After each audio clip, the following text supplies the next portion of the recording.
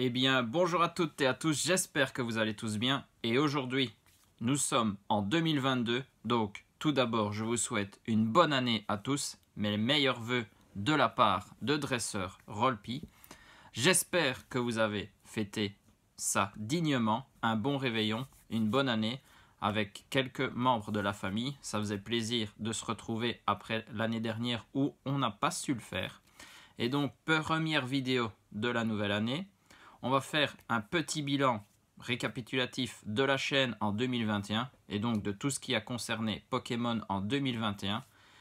Tout d'abord, on a commencé avec la sortie d'une sacrée extension, c'est Destinée Radieuse, qui est sortie le 21 février en 2021 du coup. Destinée Radieuse, franchement, un petit coffret pour présenter. Cette extension était folle, des shiny à ne plus savoir qu'en faire. On a eu une sacrée pioche, chose regrettable, on n'aura pas eu le Dracofeu VMAX Shiny. Ça, c'est une carte que je recherche toujours, elle n'est toujours pas dans ma collection. Comme vous voyez, j'ai encore quelques items scellés Destinée Radieuse, donc si ça peut vous intéresser, on pourrait refaire une petite ouverture et essayer d'aller chercher cette carte, ça peut être sympa. En tout cas, une des meilleures extensions de l'année 2021, je pense. Beaucoup de monde s'est intéressé à Pokémon à ce moment-là. Destinée Radieuse a ramené beaucoup de monde. Il y a eu une sacrée hype à ce moment-là. Et donc, c'était assez sympa. Par contre, les stocks vite vides, ça c'est sûr. Mais bon, il fallait aller faire les magasins ou trouver des précommandes et on arrivait à avoir pas mal d'items. En tout cas, Destinée Radieuse, très bon souvenir pour moi. La pioche a été bonne. La collection, il manque quelques cartes comme Carolina Full Art, le Dracofeu VMAX Shiny qu'on a parlé tout à l'heure, et puis quelques petites Shiny. Donc, c'est assez complet, on va le dire. Donc ça, très bon souvenir pour moi. Ensuite, on est passé à une extension classique, vu que celle-ci, c'est une .5. Nous sommes arrivés sur Style de combat, qui est sorti le 19 mars. Je regarde par là parce que j'ai les dates de sortie, comme ça on est précis. Style de combat avec ces 4 illustrations, le Chifours point final, le Chifours 1000 points, le Pingoléon et le Tyrannosif.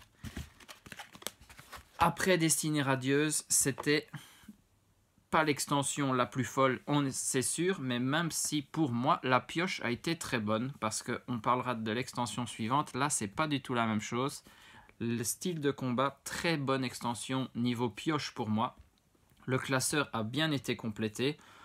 Lors de l'ouverture de l'ETB, on a été chercher une VMAX alternative du Chifours point final. Donc déjà, très grosse carte à ce moment-là. Niveau des displays, on a été quand même chercher quelques full art alternatives. Je pense qu'on a eu les Chifours, le Tyrannosif, celle-là, très très belle carte. J'ai réussi à avoir le Pingoléon, mais ça, pas dans une vidéo. Donc franchement, niveau carte et rareté de cartes, on a été pas mal chanceux pour cette extension. Donc là, style de combat, pour l'extension en elle-même, c'est pas la plus folichonne, mais niveau pioche, nous, on a été très bien accompagnés. Donc ça, c'était très sympa. Ensuite, on a été sur Règne de Glace, qui est sorti le 18 juin. Alors là, pour ma part, la pire extension de cette année. Niveau carte, il y a des cartes sublimes, mais la pioche n'a pas du tout suivi. Et donc Règne de Glace avec les oiseaux de Galar et aussi le Silveroi. Donc là, Elector, Silveroi Cavalier du Froid, le Sulfura, le Silveroi Cavalier des Froids et puis l'Articodin. Alors cette extension, j'ai ouvert 2 displays avec vous, je pense. Pas grand chose. J'ai ouvert une display hors caméra, une display complète. Pas grand chose non plus. Je pense qu'on a juste eu l'euphorie alternative. Je pense que c'est là. Sinon, rien d'autre. Hein. Franchement, je ne me souviens pas d'avoir eu de très grosses cartes dans cette extension. Donc Règne de Glace, c'est le petit bémol pour cette année. C'est un peu dommage parce qu'il y avait de sacrées bonnes cartes à obtenir. Et par contre, niveau full art, là, ils avaient un petit peu exagéré. Il y avait une de ces listes, c'était impossible à compléter. Donc là, un peu déçu pour celle-là. Et le classeur reste quand même assez vide. Il y a beaucoup de places où il n'y a pas de cartes. Et il n'y en aura peut-être jamais. Ça dépend si on arrive à en trouver à bon prix, bien évidemment. Alors, hors extension de cartes, on a eu la sortie Celio qui a fait une association avec Pokémon. Donc là, j'ai un peu rempli ma garde-robe de vêtements avec ce t-shirt, 2 pulls dont vous en voyez un ici. J'ai acheté des chaussettes, une veste. La veste, franchement, elle est franchement merveilleuse. Il y avait aussi les casquettes, des boxers, d'autres t-shirts. Moi, j'avais préféré celui-ci. Les pulls, j'en ai pris 2. Il y a le jaune juste derrière. Donc là, très bonne initiative avec Celio. Franchement, quand j'ai vu ça, j'ai direct été acheter les vêtements. Franchement, ça faisait plaisir. Et avoir du Pokémon sur soi, ça fait toujours du bien. Quand on est fan, on en met partout. Donc ça, hors extension de cartes, c'était une chose très intéressante en cette année 2021.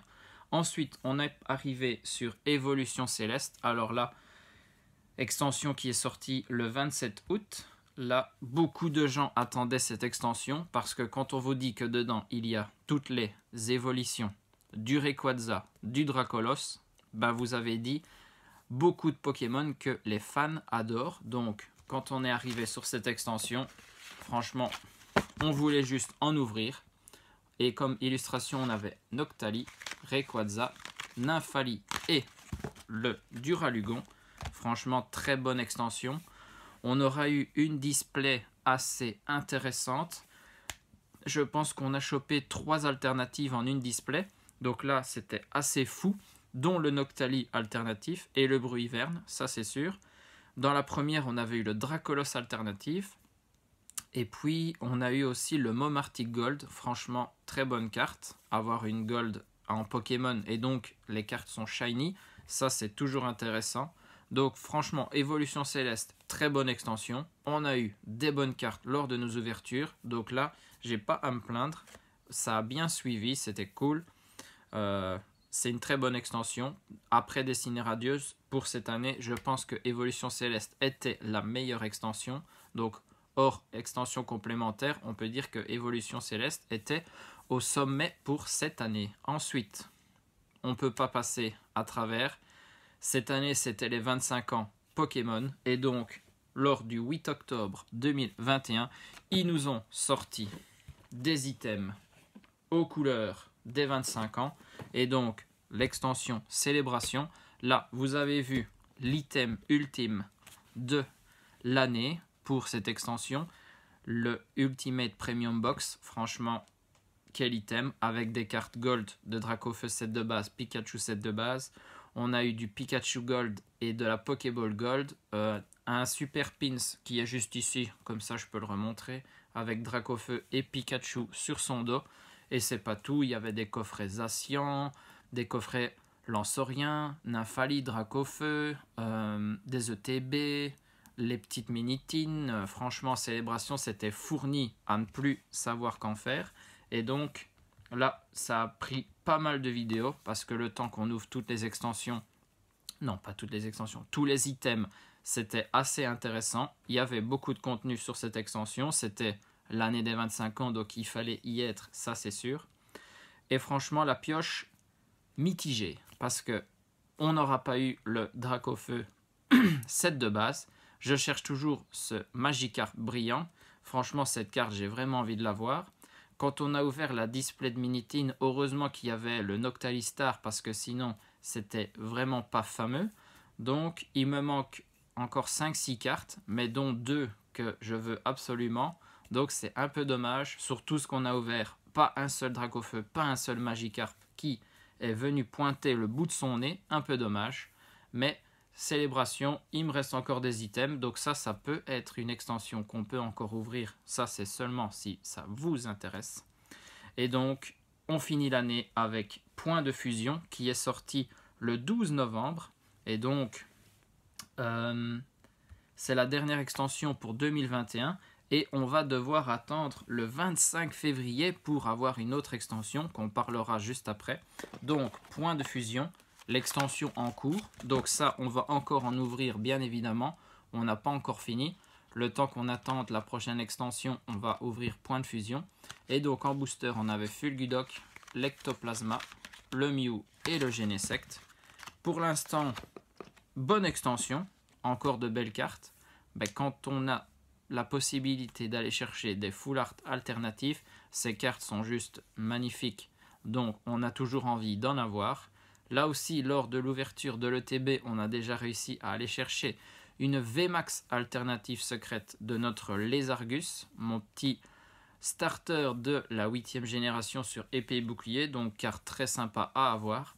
On a déjà eu quelques alternatives, enfin pas quelques, je pense qu'on a juste eu Mew V, je pense que c'est ça, mais une des full art alternatives à avoir de l'extension. J'espère aller chercher de l'Ectoplasma aussi dans les prochaines ouvertures, donc ça c'est ce qui va pouvoir arriver sur les ouvertures de cartes. Et on n'oublie pas, bien évidemment, que cette année, on a eu la sortie des jeux Diamant étincelant et Perle scintillante. J'y ai joué, bien évidemment. Le Diamant étincelant, je l'ai fini pour l'histoire principale. Il reste quelques trucs de post-game à faire. J'espère que vous avez mis la main sur ces jeux parce qu'il faut y jouer. Franchement, la 4e génération, très bonne génération. Dialga, Palkia, etc. J'ai bien aimé jouer, donc ça, très bon point aussi pour 2021. De toute façon, Pokémon, en étant fan, je ne suis pas souvent déçu, ça, il faut le dire. Alors, pour l'année qui arrive, 2022, qui est en cours même, je disais, on attend la sortie de Star étincelante le 25 février. Cette extension va envoyer du lourd, je le sens. On en ouvrira bien évidemment. J'espère que vous serez là avec moi. On attend avant, puisque ça c'est pour le mois de janvier, la sortie du prochain jeu Légende Arceus. Là aussi, j'attends ce jeu avec impatience. Il a l'air incroyable. C'est tout est nouveau dans le jeu, hein, quasiment. Un Izui, donc on joue dans le passé, les Pokéballs c'est le premier, il y a des autres Pokémon parce qu'il y a des formes d'Izui, etc.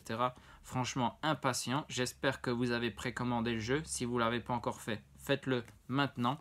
Il faut y jouer, je pense que ça va être très sympa. Et donc, je pense que pour les premières choses qu'on est déjà au courant, pour cette année, on en a parlé, le jeu, la prochaine extension, après on verra ce qui arrivera.